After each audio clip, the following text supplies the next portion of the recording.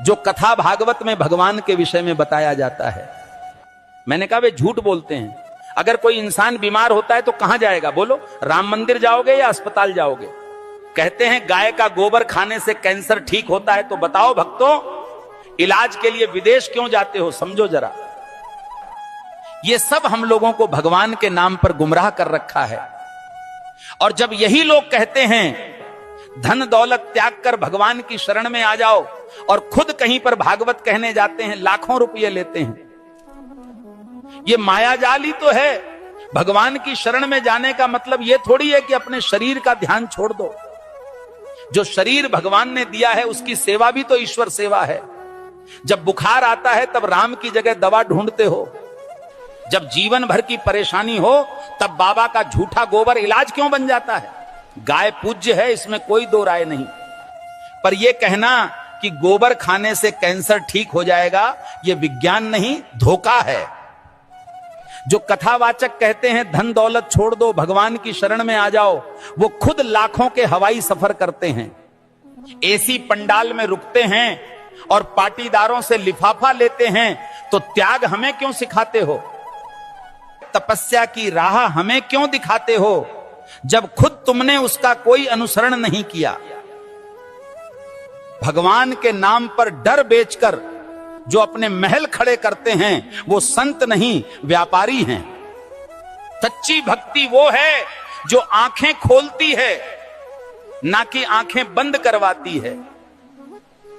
और आखिर में बात सीधी सी है, भगवान अंधविश्वास से नहीं, सच सेवा और विज्ञान से मिलते हैं। सीताराम सीताराम।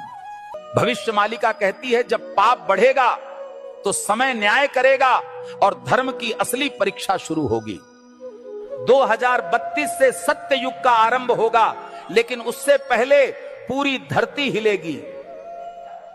प्यारे भक्तों, 2 सूरज दिखेंगे आकाश में, पर उनमें से एक सूरज नहीं, विनाश का दूत होगा। बंगाल की खाड़ी में गिरेगा अग्निपिंड और समंदर उठकर धरती को लील जाएगा।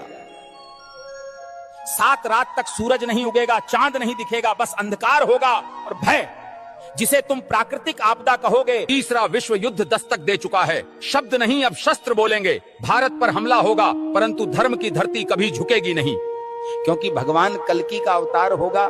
जो शरण में आएगा बच जाएगा, जो अभिमान में रहेगा मिट जाएगा। प्यारे भक्तों, भविष्य मालिका चेतावनी नहीं, ये वक्त की आवाज है।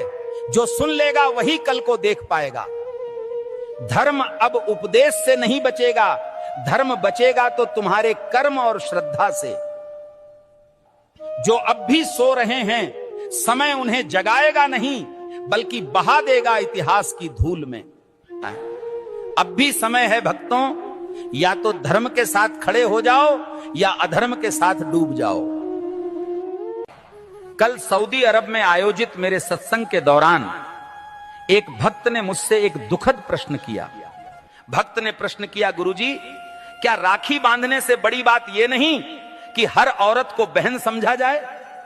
अरे मूर्खों, राखी के धागे पर इज्जत की एक्टिंग करते हो और बाकी दिन उसी इज्जत को आंखों से नोचते हो। राखी का धागा इज्जत का प्रतीक है, पर नजरें ही इज्जत न दें तो वो धागा क्या करेगा? जो आज बहन कह रहे हैं, कल उसी जैसी स्त्री को घूरते हैं। यही विडंबना है। जिस दिन पुरुष की नजर नारी को सच में बहन समझने लगेगी, उस दिन हर बेटी, बहन, हर स्त्री सुरक्षित अनुभव करेगी। भाई कहे जाने से कोई बड़ा नहीं बनता, उसके विचारों और दृष्टिकोण में सम्मान हो, यही सच्ची मर्दानगी है। राखी की रस्म निभाना सरल है, पर नीयत की सफाई असली परीक्षा है। हे प्रभु, जो स्त्री को देखकर गंदे ख्याल लाता है वो कभी भाई नहीं बन सकता। हर लड़की बहन जैसी लगे, ये सिर्फ कह देने से नहीं होता, जब तक मन से उसे बहन समझा न जाए। राखी कोई ताबीज नहीं है, ये चेतावनी है सोच को पवित्र करने की और नारी को नजर से नहीं सम्मान से देखने की। जिस पुरुष की मर्दानगी किसी नारी की रक्षा न कर सके, वो राखी के धागे का भी हकदार नहीं होता। राम के भक्त हो या डर के गुलाम, शर्म करो। हनुमान जी ने रावण को जला दिया, तुम आंख फड़कने से कांपते हो। अगर आज हनुमान जी को कुछ कहना होता तो वो बोलते, मुझे तुम लोगों को अपना वंशज कहने में शर्म आ रही है। तुम्हारे यहां बड़ी से बड़ी कंपनी का सीईओ भी बिल्ली के रास्ता काटने पर अपना रास्ता बदल लेता है। वो पूछते, अरे तुम सीईओ ही हो ना या चूहे हो? वो बोलते, अरे एक बिल्ली से डर गए, हमने तो रावण को घर में घुसकर मारा था। वो समझाते, तुम विश्वगुरु बनोगे कैसे? 150 करोड़ हो लेकिन सभी डरे हुए हो। वो बताते कि हमने तो सीने में तीर खाकर राक्षसों से लड़ाई की और तुम आंख फड़कते ही डर के बैठ जाते हो। वो तुम्हें औकात में लाकर बताते कि हमने राम सेतु मंत्र मारकर नहीं बनाया, नल नील नाम के 2 इंजीनियरों से बनवाया था। वो तुम्हें जागृत करते हैं कि जो समाज डरा हुआ हो वहां साइंटिस्ट कम और गुलाम ज्यादा पैदा होते हैं। हनुमान कहते हैं, जिस समाज में तर्क मारा जाए, जहां अंधविश्वास राज करे, वहां भक्ति भी गुलाम हो जाती है। क्या तुम वाकई मेरे वंशज हो या फिर बस ट्यूसडे फल चढ़ाने वाले भक्त?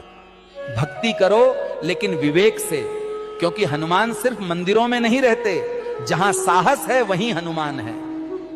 सब्सक्राइब करिए, लाइक करिए, कमेंट में अपना भाव लिखिए और मन कहें तो दक्षिणा भी दीजिए। सेवा रुके नहीं।